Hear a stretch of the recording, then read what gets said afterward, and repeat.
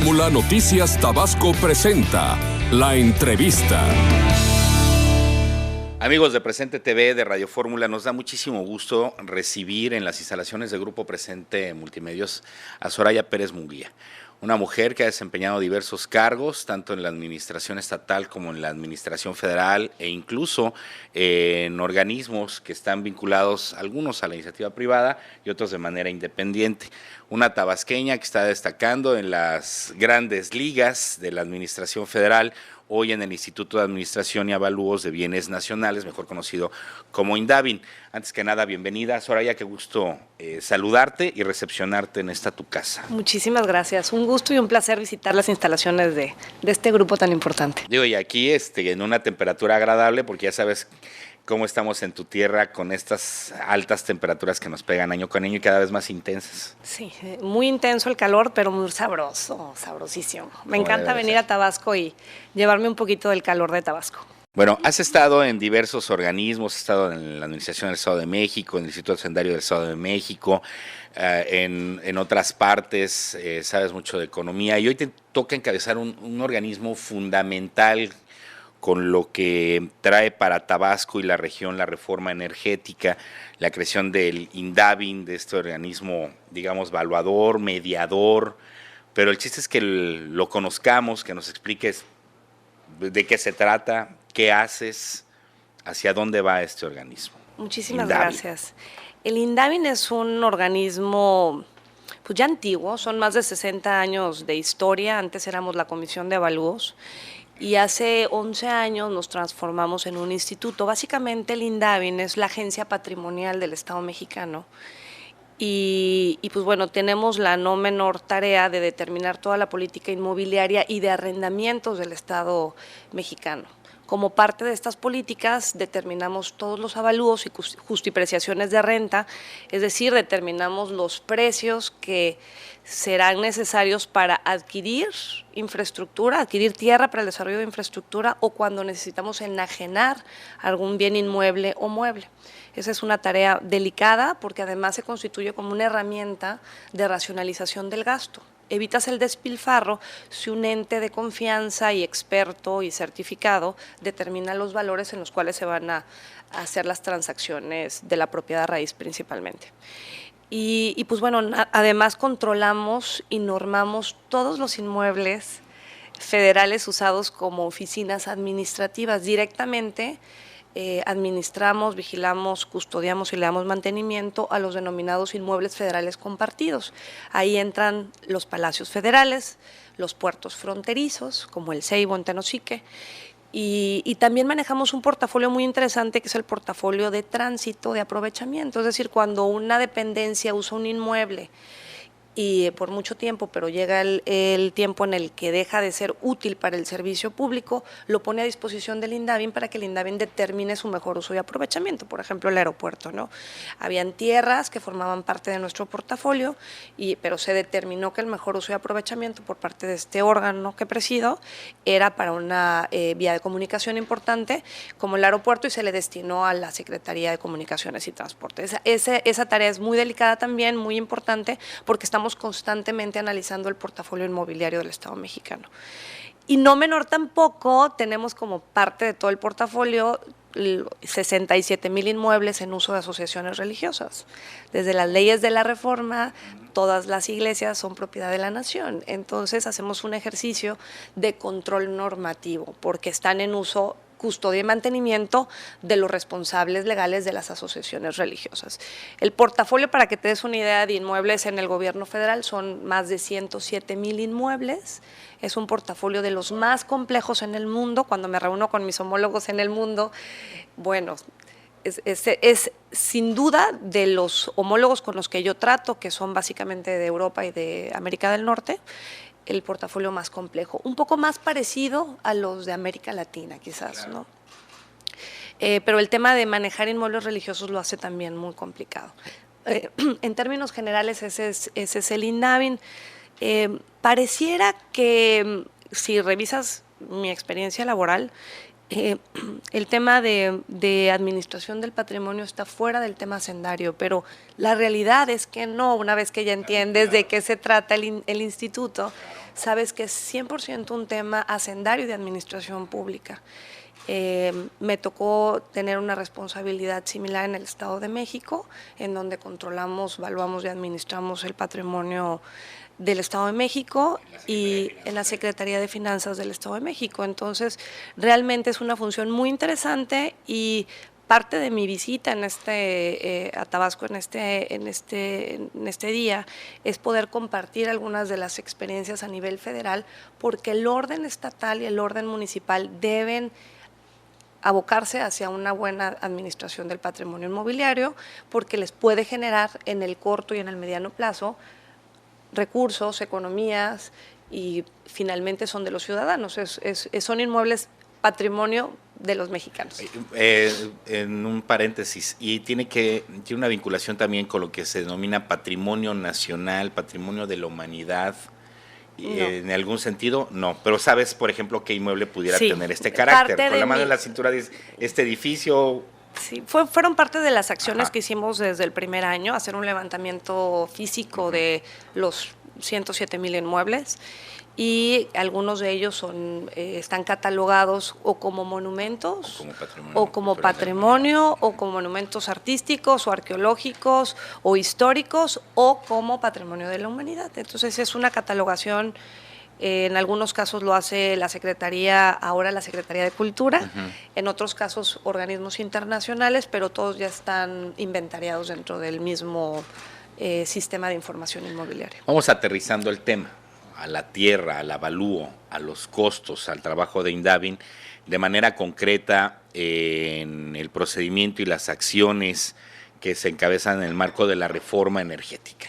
La gente que tiene un terreno, que tiene una propiedad en donde pudiera haber explotación de hidrocarburos, en donde pudiera haber exploración previa para determinar cualquier situación, no solamente hidrocarburos, minería, cualquier otra situación.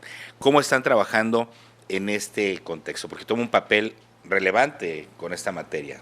Claro que sí, porque además la reforma energética viene a cambiar el paradigma de cómo se hace la liberación de los derechos de vía en México. Desafortunadamente, la liberación de derechos de vía para el desarrollo de infraestructura en nuestro país es muy complicado por el tipo de propiedad que tenemos. La propiedad social hace que el tener tierra para generar infraestructura de carreteras, ferroviaria o la edificación de algún inmueble para oficinas de gobierno es realmente muy complicada. Entonces, la intención del presidente al mandar esta iniciativa, que fue pues muy bien acogida por los diputados y senadores, fue cambiar ese proceso, que además era un requerimiento de los nuevos inversionistas. ¿Cómo hacer este proceso más certero para el inversionista y también más justo para el dueño o poseedor de la tierra? Entonces, como yo les expliqué hace un momento, el Indavin tiene la obligación de evaluar los bienes nacionales, pero en este caso la reforma energética no son bienes nacionales. Vamos a estar interviniendo por nuestra experiencia y por lo que representa nuestra institución entre particulares. Entonces eso pues nos pone en otro contexto, le da seguridad al proyecto y le da seguridad también a los particulares en nuestra presencia en el proceso de liberación de derechos de vía. Básicamente tenemos intervención en dos momentos. Un primer momento, que es la negociación entre particulares. En esa negociación entre particulares, directamente el tenedor de la concesión o el derecho de explotación de la tierra tiene que ponerse en contacto con el dueño o poseedor de la tierra y empezar a negociar el precio de la liberación de los derechos de vía. Y lo hace a partir de unos tabuladores de referencia que emite el Indavin. Y el segundo momento es, como estos son solamente precios de referencia, pero pueden haber asociado a la tierra otros conceptos, como por ejemplo daños colaterales, por decir, el proyecto energético abarca el 80% de mi terreno, pero yo ya no voy a poder ocupar el 20% adicional, entonces se puede proponer una contraprestación que contemple el 20% adicional. el derecho, la contraprestación de mover mi casa. La casa completamente. Oye, ya no voy a poder vivir aquí. La contraprestación de que yo tenía ganado y vivía de mi ganado o de mi siembra de maíz. Entonces tenemos la posibilidad de hacer un avalúo ya específico de la problemática de este poseedor o dueño de la tierra y darle un valor adecuado, global, justo, de esta contraprestación que sirve de referencia para el proceso de negociación. Sí, porque pudiera ser, y nos explicaba gente también experta en el tema, que una casa tenga 30, 40 años de uso, 50 años de uso, y no necesariamente hay un decremento o se devalúa la vivienda, porque finalmente es el lugar en donde habito, está mi familia, se desarrollan mis actividades y tengo una afectación. Se hace un avalúo justo, incluso intervienen hasta jueces. Sí, el proceso básicamente son 180 días de negociación libre entre particulares, en donde estos precios de referencia que vamos a poner a disposición de los particulares va a facilitar, bueno, esa es nuestra esperanza, que facilite el proceso de negociación. Si en 180 días, que es muy largo, son 6 meses, no se ponen de acuerdo, pasan a un proceso de mediación, que es encabezado por la hoy Secretaría de Desarrollo Territorial y Urbano, la SEDATU. En ese proceso de mediación entra un funcionario de gobierno acompañado del INDAVIN, que es el órgano que va a determinar la contraprestación, para ayudar a que estos dos individuos se pongan de acuerdo. Normalmente lo que pasa es que hay una gran asimetría de capacidades, de conocimiento del proyecto, del lenguaje, entre un desarrollador de infraestructura energética y un dueño o poseedor de la tierra. Claro. Entonces eso hace complicado los procesos de negociación. Entonces la intervención de un mediador y de un perito del INDAVIN, especialista en mediación, va a tratar de llevar el entendimiento al mismo nivel, claro, y ponernos de acuerdo. Ese periodo solo es de 30 días.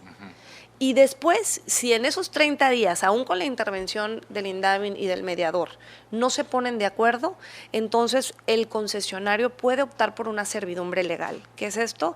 Ir a un juez de distrito o a un tribunal unitario agrario y decirle, con este avalúo del INDAVIN, yo le voy a pagar al dueño de la tierra y automáticamente me tienen que autorizar la entrada al predio. No está comprándole la tierra, pero sí le está dando un derecho para usar la tierra durante el periodo que le dure la concesión. Hay un tema con la particularidad de tu tierra, con la particularidad de Tabasco, con la politización de los reclamos, con la industria de la reclamación creciente, alimentada por factores políticos, y que si bien es cierto, no nace en Tabasco, sí se incrementa en Tabasco, sí agarra carne en Tabasco, Soraya. ¿Cómo trabajar en esta materia, en un proceso de esta índole, con las características de la gente que durante años ha reclamado por el solo hecho de que un camión que tenga un logotipo de una empresa que le trabaje a la industria petrolera me tiene que pagar derecho de vía, me tiene que pagar el acceso, y son expertos en colocar una cuerdita con una lata con 4 personas y no te dejan pasar y te secuestran la unidad? ¿Cómo trabajar en ese entorno tan difícil, que ya no nada más es de Tabasco, sino a nivel nacional? Sí, Vamos sí. a tu tierra. Es muy importante y lo contemplan, lo contemplamos quienes estuvimos involucrados en la definición de esta reforma, la posibilidad de difundir y revelar la información. La experiencia internacional, cuando se va a iniciar un proyecto de infraestructura importante, tienes muchos procesos, pero uno de ellos y muy importante es la revelación de la información del proyecto mismo. Y el otro tema delicado es el valor de la tierra. El valor de la tierra tiene que darse hasta en tanto el proyecto es viable, pero si los dueños o poseedores de la tierra empiezan a demandar valores o contraprestaciones que incluso pueden tumbar el proyecto mismo, quienes van a perder es toda la comunidad, porque el proyecto de infraestructura en un principio debe generar valor y plusvalía a toda la zona. Entonces, parte de lo que está contemplado en este momento es una difusión, en principio, de los dueños y poseedores de la tierra, de que quien va a realizar el avalúo son gente experta, certificada, avalada, con un grado de ética. Hicimos un proceso, somos la única agencia en Latinoamérica. Sí, en nuestro padrón de seleccionados son alrededor de 200 peritos que yo puedo asegurar que son los mejores peritos y los más confiables en el país, pero hicimos un proceso de estandarización de nuestra normatividad conforme de transformación de nuestra normatividad conforme a estándares internacionales, y parte de lo que nos obligaba a este proceso de transformación era generar códigos de ética de nuestros peritos valuadores, porque lo primero es generar ese ambiente de certidumbre entre la persona que va a llegar a darle un valor a tu tierra y el dueño poseedor de la tierra. Entonces, lo primero que tenemos que hacer es difundir el proceso, que la gente y los ciudadanos tengan la confianza de que nuestra evaluación va a ser en los términos más justos y ágiles y de acuerdo al proyecto de infraestructura, que eso también es muy importante. Nosotros tenemos estadísticas en el mundo que la tierra no puede valer más del 10% de un proyecto general, en términos generales de infraestructura. Y hay casos en México donde la tierra tumba la posibilidad de que se genere infraestructura. Eso es lo que tenemos que evitar a toda costa. Y esperemos que podamos hacerlo incluso en Tabasco. Hay una gran proporción de tierra para ser explotada en Tabasco. Y pues bueno, también ya nos han solicitado en la Secretaría de Energía la generación de los tabuladores. Estamos apenas en el proceso de elaborarlos, pero la implementación de la reforma ya inició. ¿La generación de esos tabuladores son a nivel nacional o tienen especificidad? No, son por a nivel entidad? del municipio. A nivel municipal, es un tabulador a nivel municipal. Y están en el proceso. Están en el proceso, ya fueron solicitados los de Tabasco de Ronda 1, de la próxima licitación que entiendo habrá en mayo. Y eso indica que el proceso de implementación energética ya empezó. No hay vuelta atrás. Y no hay vuelta para atrás, y bueno, ya hay que estar atentos, y esa es parte de la intención de esta visita, tratar de comunicar lo más posible a los tabasqueños, especialmente la tranquilidad de que esta reforma fue muy bien pensada, se adoptaron la mayoría de las prácticas internacionales que nos convenían al país, con la complejidad, como tú lo sabes, del manejo de la tierra en nuestro país, claro. Pero siempre es muy importante que los tabasqueños sepan cómo vamos a operar y a qué van a tener derecho. Hay vínculo con la administración estatal porque pues se tiene que ir de la mano, y con las administraciones municipales. El riesgo de este tipo de programas es que de repente aterrizan en la primera célula, que es el contacto con la población, que es la municipalidad, que es el ayuntamiento, y de repente ahí se quedan en el escritorio. ¿Cómo están los contactos? Bien, con la gente de energía del Estado. De hecho, vamos a tener una reunión con ellos para también conozcan perfectamente el proceso.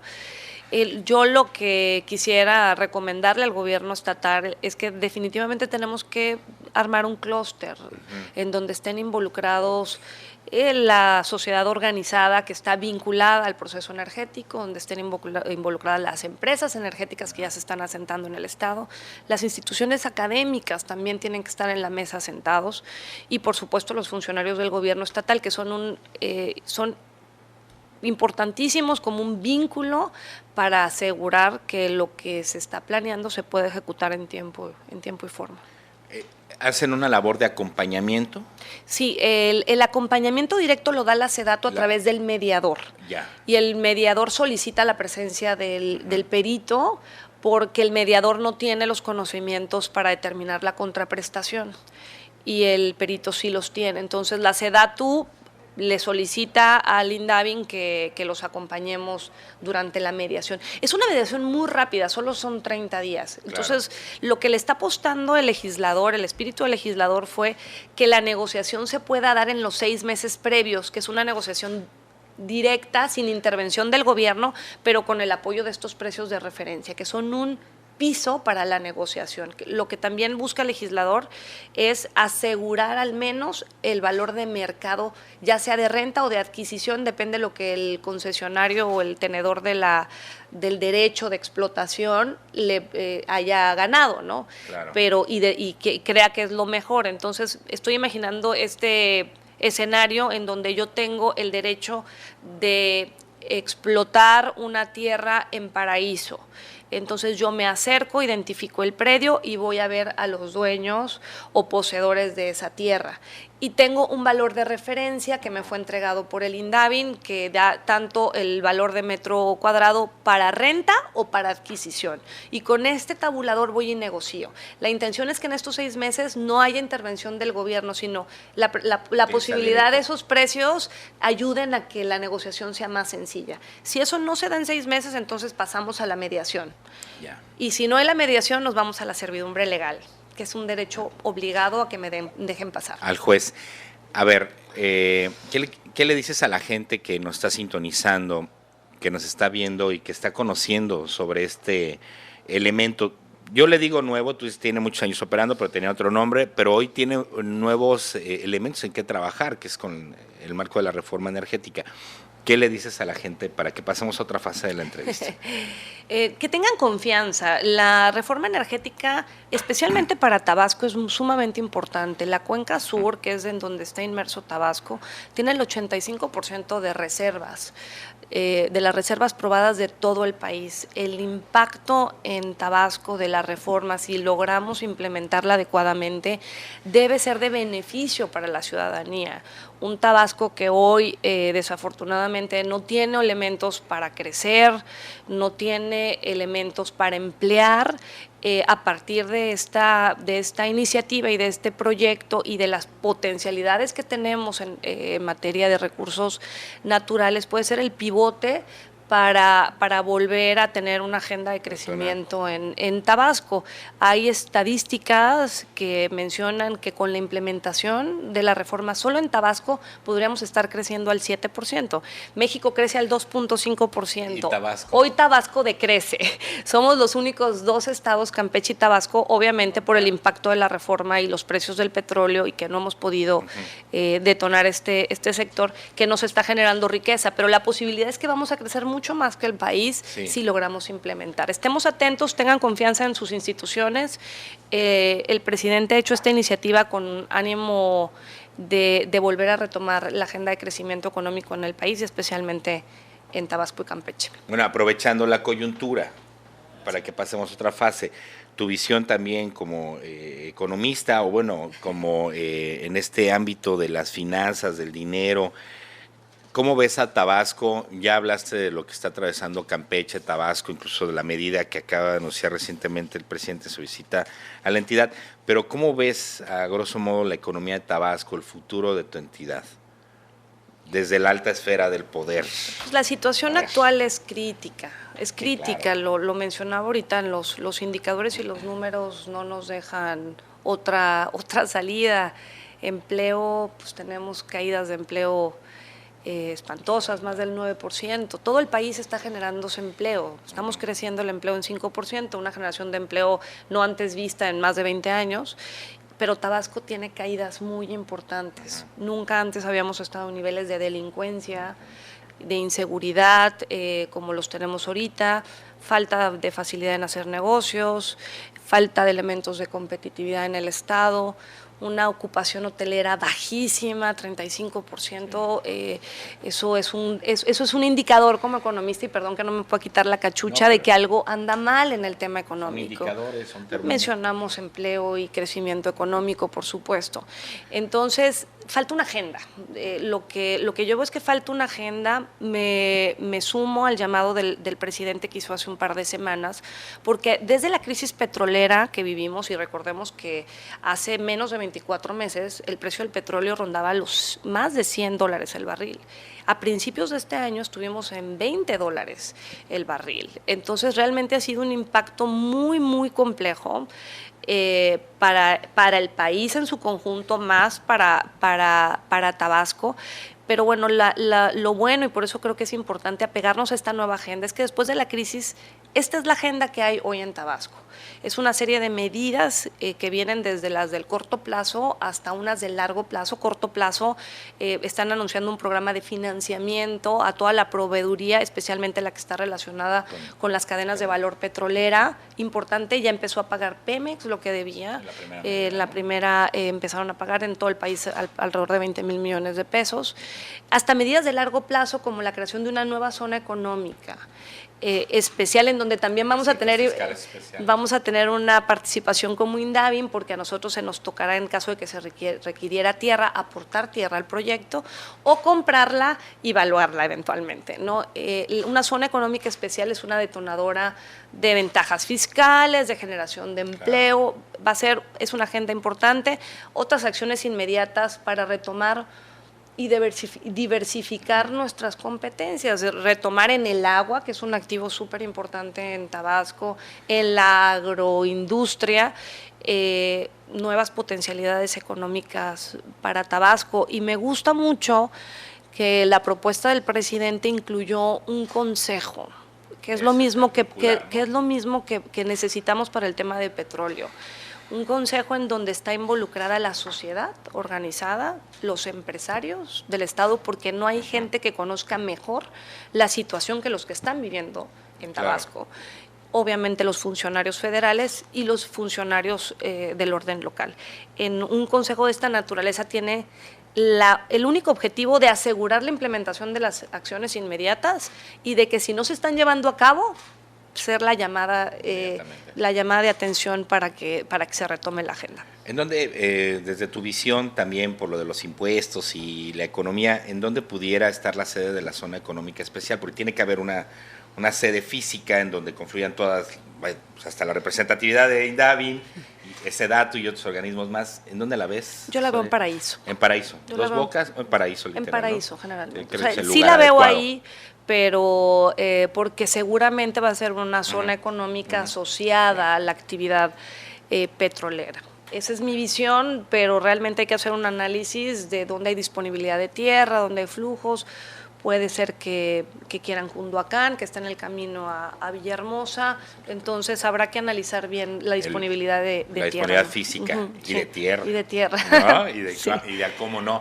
Oye, a ver, aprovechando la visita, Soraya, para nuestro auditorio, yo digo en las grandes ligas, en el argot del periodismo y en el argot de la política, como gente como Benito Neme, que es gente muy cercana al presidente de la República, en el trabajo incluso desde el Estado de México, tabasqueño, incluso Gina Trujillo, que estuvo en una subsecretaria del Gabinete Federal, hoy diputada federal, incluso, bueno, pues presidenta de la Comisión de Energía en la Cámara de Diputados, y tú, muy cercana al grupo del Estado de México, al grupo del presidente Enrique Peña Nieto, desempeñando una labor muy importante, digo, de muchísima confianza, una cartera de muchísima confianza.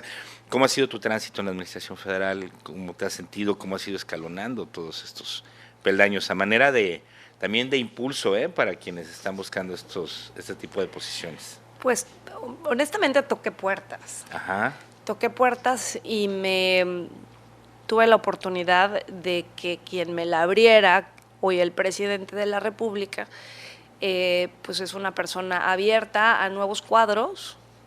Yo recuerdo la primera... ¿Tu primer contacto con la Administración Federal es con Enrique Peña Nieto? Sí, bueno, a través del secretario de Finanzas en aquel momento, que era el doctor Videgaray, pero bueno, me hizo pasar por una serie de entrevistas, como cualquiera al aspirar a un encargo, y más a un encargo estatal como el que me tocó iniciar en el Estado de México. Él tenía a la vuelta de la esquina su informe de gobierno y a mí me tocaba integrarlo y prepararlo para el primer debate en el Congreso. Ajá. Y pues bueno, en la entrevista que ya tuve con el presidente, bueno, en aquel entonces el gobernador, pues lo primero que me dijo, Soraya, es que estábamos buscando una mujer. Y una mujer con tu perfil. Estamos muy contentos que te hayas incorporado a las filas de este gobierno.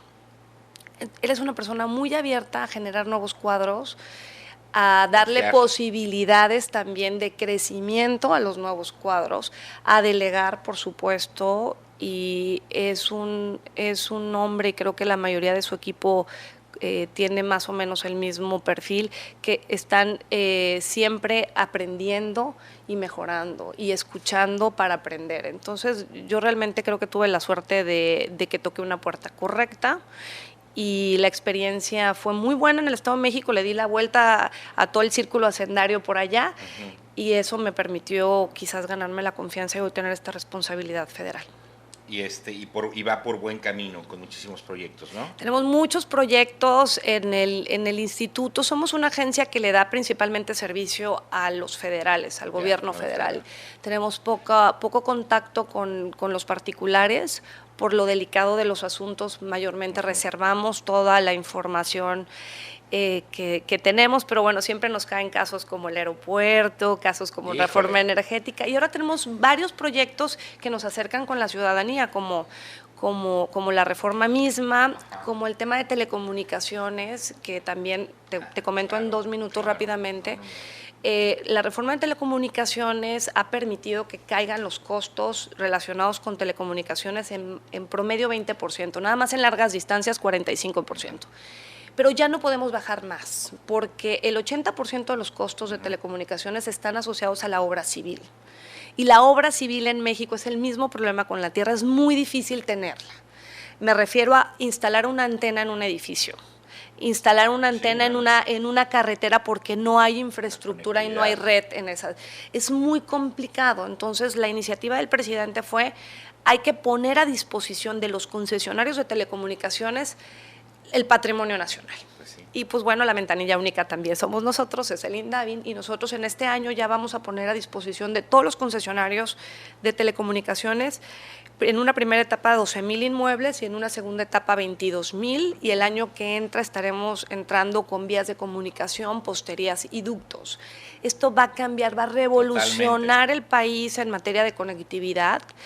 Y nos va a mejorar los índices de competitividad del país. Es que los únicos que tienen ese nivel de conectividad y de desplazamiento es la CFE, ¿no? La Comisión Federal de Electricidad. Sí. Y de ahí no hay otra cosa. No, ellos tienen fibra óptica, pero... Sí. Y por todo el país, por toda la República Mexicana. Sí, tenemos que aprovechar parte de la fibra de ellos. Ajá. Es un proyecto que trae la SCT, en ese proyecto no estamos involucrados. Claro. Pero realmente el poner a disposición, entonces vamos a generar, si todos los inmuebles fueran ocupados, para que te des una idea, necesitamos para que haya conectividad en el país 60,000 puntos. Bueno. Actualmente tenemos como 15,000.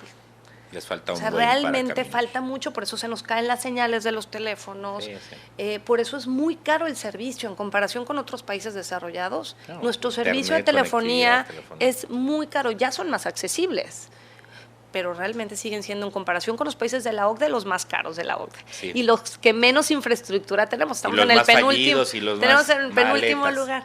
Entonces, la aspiración de poner, asegurar el despliegue de la infraestructura en espacios federales podría llevar de 15,000 puntos a 40,000 puntos. Entonces, es un tramo muy amplio que va a ser del beneficio de la ciudadanía. Soraya, bueno, aprovechando, usted es una mujer en la vida pública, la vida política también, sigues perteneciendo al Partido Revolucionario Institucional, que hoy, bueno, atraviesa por diversos problemas, particularmente en Tabasco, ¿no? Tú eres un cuadro talentoso, joven, fresco, pudieras representar incluso así, aire fresco, una bocanada de aire fresco para tu partido. Considero que siguen haciendo falta nuevos cuadros, por supuesto. Ajá.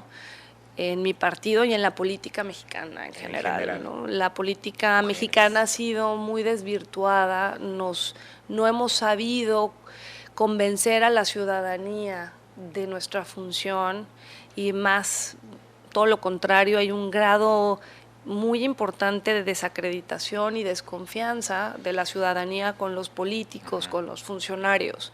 Entonces hay un reto primordial para mi gusto, que es generar nuevos cuadros que generen la confianza que requiere este país, porque un país sin instituciones o sin instituciones que generen confianza no sirve de nada. Claro. Entonces, sí, coincido, necesitamos nuevos cuadros, necesitamos más mujeres, por supuesto. Platicábamos al principio de la charla sobre el tema de las mujeres, más mujeres en toma de decisiones, asegura que se creen políticas para las mujeres. Hoy estamos en una condición económica donde cada vez es más raro la mujer que se queda en casa, pero salir a trabajar es muy complicado porque no hay las condiciones laborales para salir.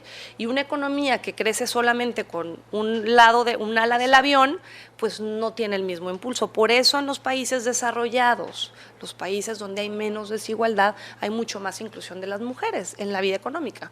Entonces, esa es nuestra aspiración, coincido contigo. Es una necesidad de los partidos políticos en general y ojalá y podamos contribuir con lo que nos corresponde, que es hacer bien las cosas y hacer que las cosas buenas sucedan. Perfecto. Muchas gracias, Soraya. Muchas gracias a ti, ¿Hay algo gracias que por la desees paciencia. agregar? Agradecerles, felicitarlos por las instalaciones, por lo que se ha transformado el grupo. Estoy convencida de que han tenido una evolución interesantísima. Se están acoplando a las nuevas necesidades de la ciudadanía, redes sociales, televisión, radio.